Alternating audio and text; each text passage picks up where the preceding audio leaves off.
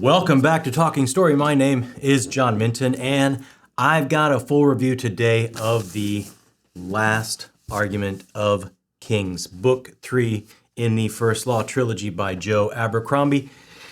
That's right, gang. We have come to the end of the first trilogy, and I would feel somewhat saddened, but now I've got 3 standalones and what most people say is the best trilogy of the entire series to look forward to, so I don't feel sad at all. But this wrapped up in such a satisfying, amazing way, and I can't wait to tell you all about it. My full reviews work on a classic 5-star system. We're going to look at 5 different categories. We're going to look at world building, plot, character, pace, and prose.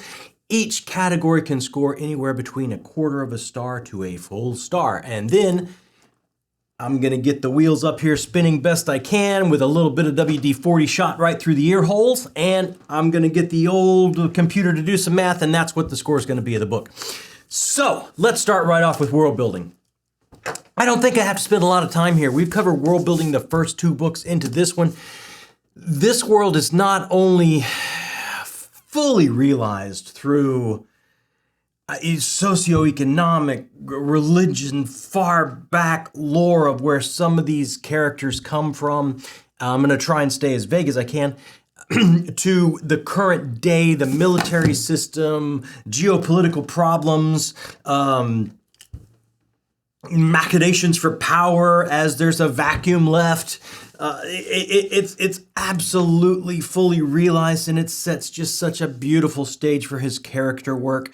A great deal of this final book kind of comes back all the way around the way stories will to the beginning, and a lot of it is spent in that city of Ardua where we started out in the world. All of our characters kind of come home to roost, and a lot of these things that we just got a glimpse of, we get to revisit in the most disturbing way, which is exactly what you would expect from Mr. Abercrombie. So not only does the world building been set up for the first 2 books and further, just a beautiful, just think of this most amazing, gorgeous Jenga tower, and we get to book 3 and Mr. Abercrombie's gonna knock it all down. So that, and also it sets itself up, I think, for such an amazing future of world building, which I will cover a little bit more when we get to characters. But we've covered it before. The groundwork has been laid. The stage has been lit perfectly for the character work to strut and fret across and tell their tale. And it's all done to perfect effect. I must give world building for The Last Argument of Kings a full star. It's a place I loved spending time in. I can't wait to go back in the standalones. Whether it's in the central city of Ardua or the northern front, the southern front, it doesn't matter. I love being there. Let's move right on to plot. In this one, we know we have this spread out conflict, this 2-headed monster on 2 fronts.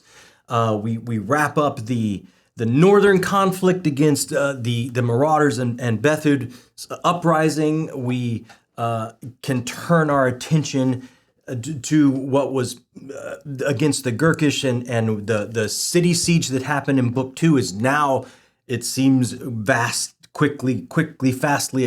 encroaching to Ardua. So we have the 2-headed monster of this 2-front war coming to a close.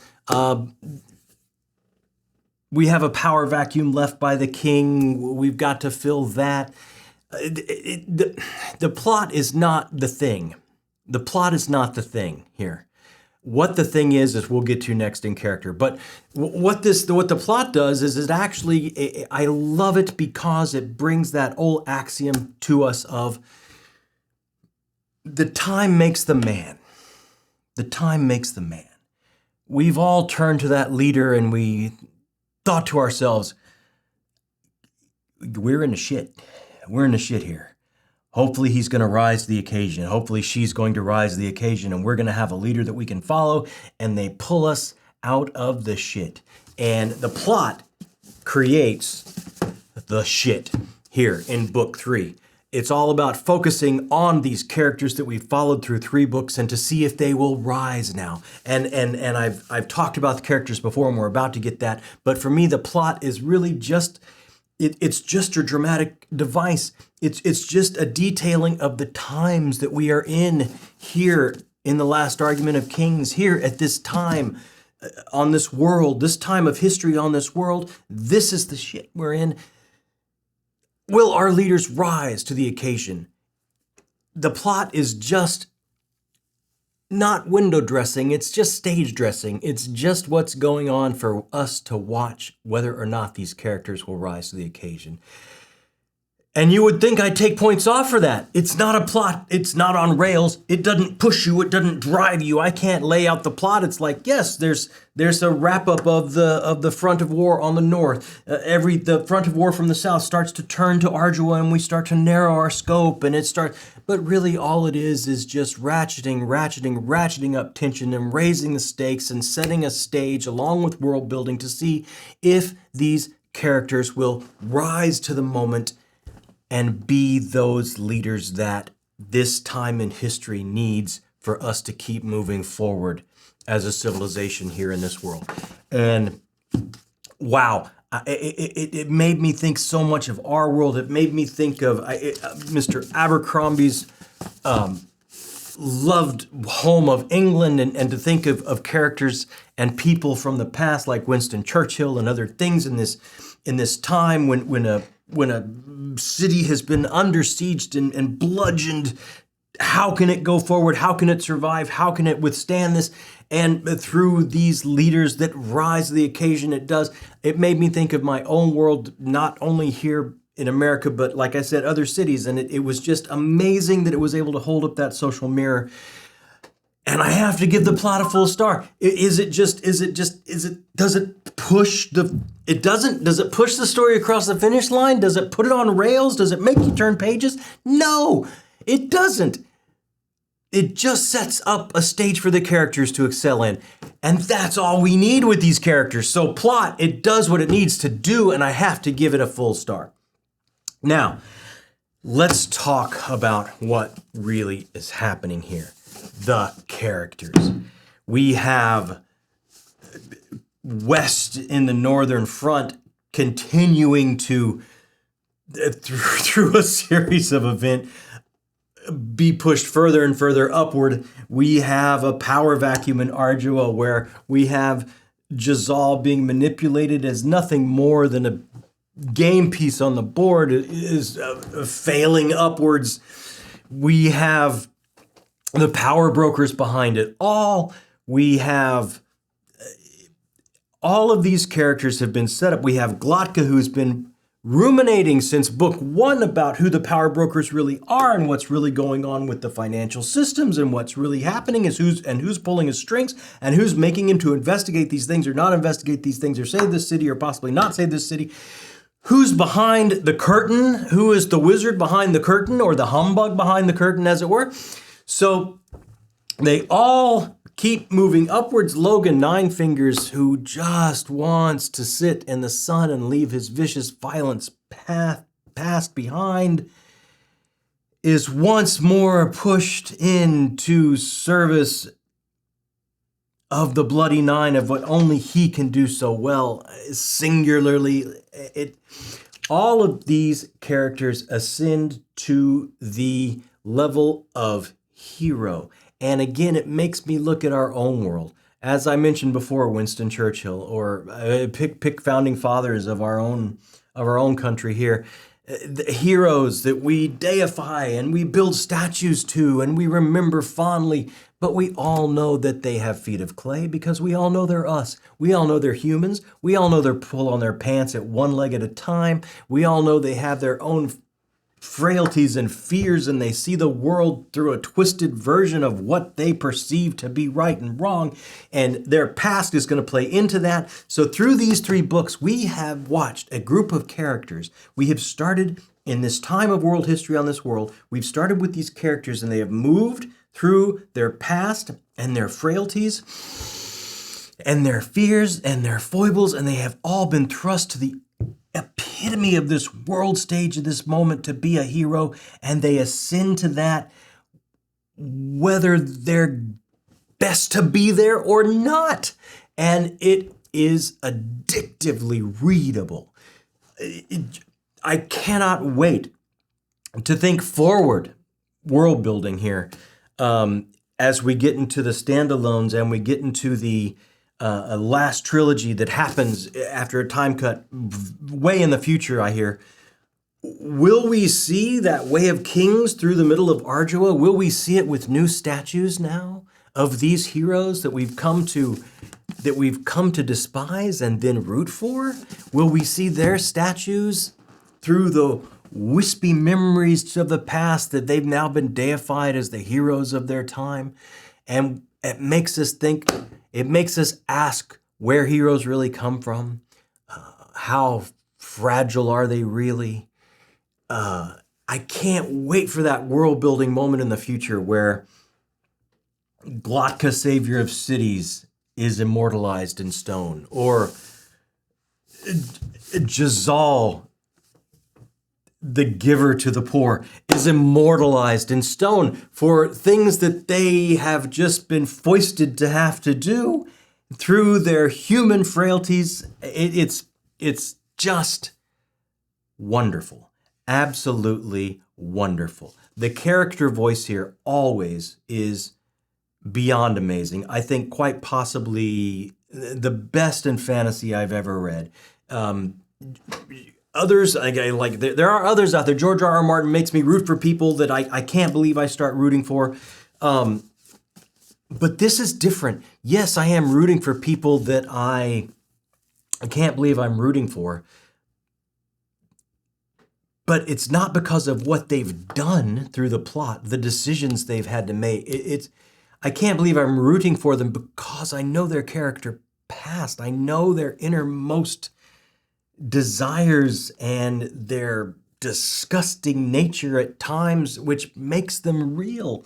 We all have that moment of thinking something that, oh, that's unsavory.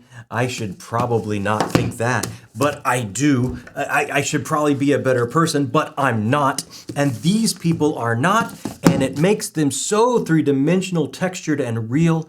And it just makes me root for them, not because of the actions they're doing in the plot, but because of who they are in their soul and what they have to overcome to do what this time in history requires them to do. It's quite a feat for a writer to pull this off. And I can't think of another situation in this genre that I've read that I've really seen it come to pass. So let's just say characters. Joe Abercrombie, I can't imagine him ever putting something down on the paper that I would not give a full star to. Let's go to pace. The pace absolutely never falters. It never suffers. This book, I had a little issue with pace, and I believe the middle book. This book, I did not have that issue with at all. It just continued to move to this inexorable ending, and it never let up. Even though you did have like that, like as I explained when I was reading book 2, the pace I thought suffered a bit from not following an Aristotelian arc, but a different type of arc where we had 2 peaks, one in the middle, and then we had to recoup. There was a big peak somewhere in the middle of this book when we had to deal with and finish dealing with the Northern Front.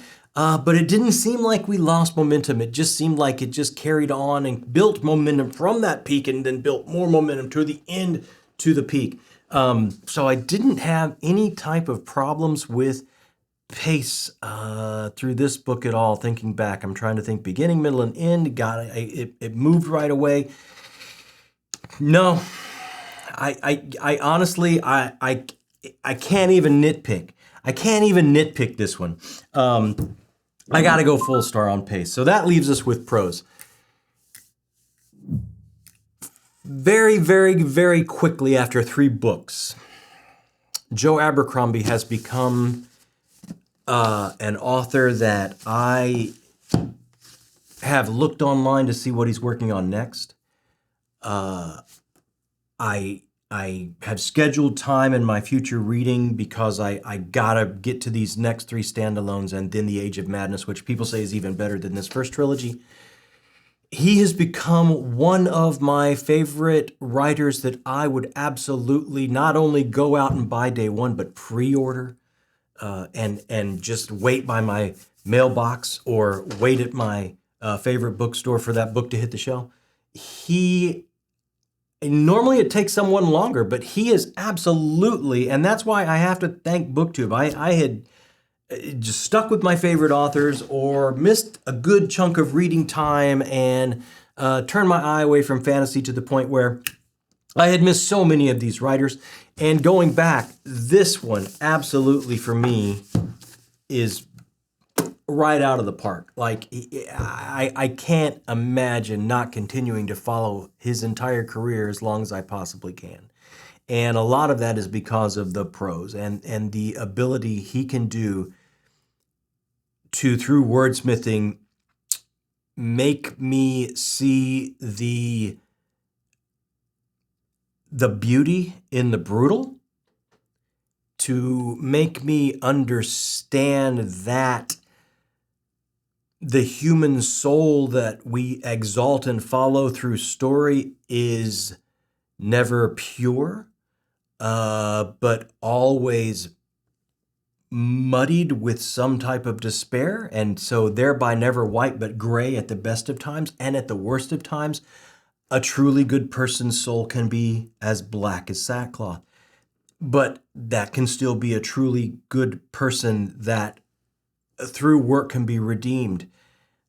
This has all been done with his way of describing a world and a moment in time and populating it with real 3-dimensional characters at the end of 3 books.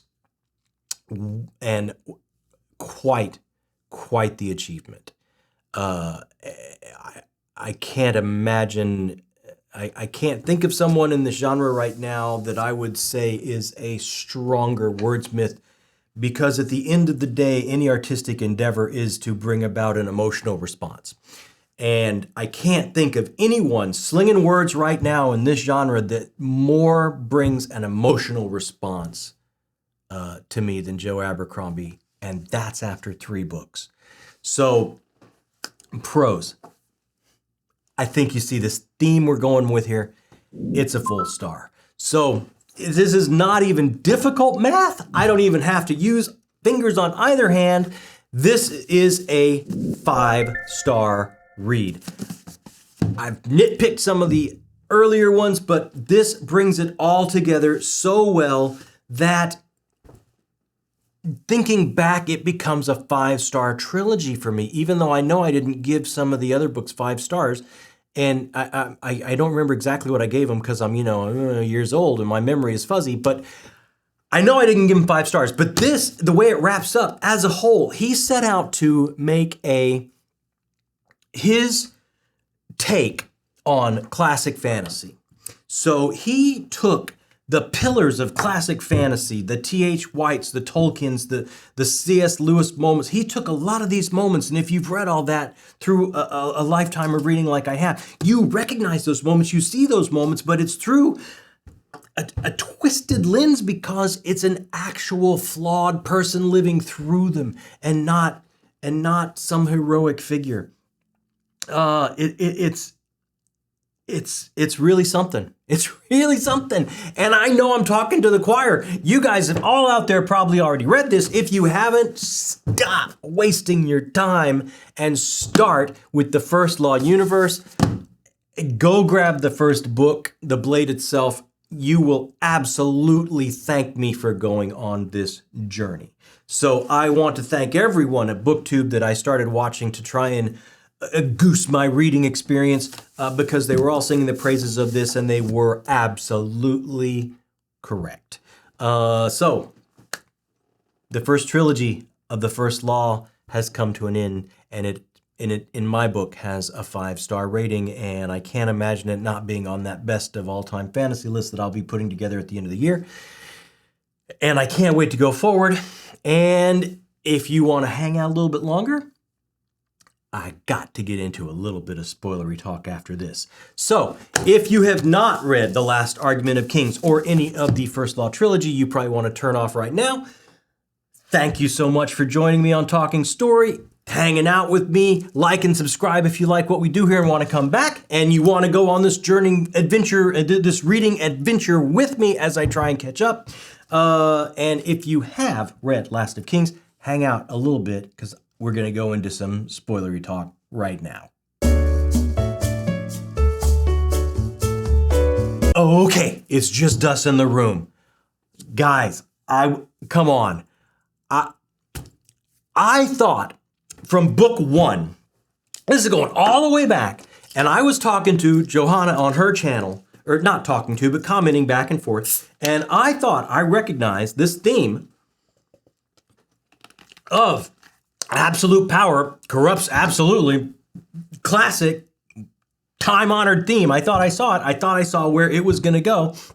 I thought I saw where it was headed to, because for me, I always knew this Baez character, this reworking of T.H. White's Merlin, and all of the story beats are there for it to be that. He doesn't pull a sword from a stone. He sits in an audience and he makes someone in a sword duel do a little bit better than he should have to ascend. He doesn't, when the sword comes out of the stone, he doesn't unveil a bastard to take the throne. He in council unveils a bastard. All the story beats are there. But I thought, okay, I recognize the theme of absolute power corrupts absolutely. This is the puppet master. This has all happened before. These statues down the center of Argio, of Hadrian, and these people and these kings that have come before have all just been puppets or game pieces on a board that Baez has moved around before. And now we are at that fulcrum, that crux of history, and he's going to move them around again. And we've got these poor real people that have their fears and foibles they have to overcome. So I thought I saw where it was going, and I was talking to Joanna, and I said, I think I see where this is going. And she's like, oh, where? And I didn't want to just put spoilers out there, in the comment section. So I was like, oh, well, someday we'll talk later. What I thought I saw was coming was even worse and even darker than what we got here, which makes me scared for myself.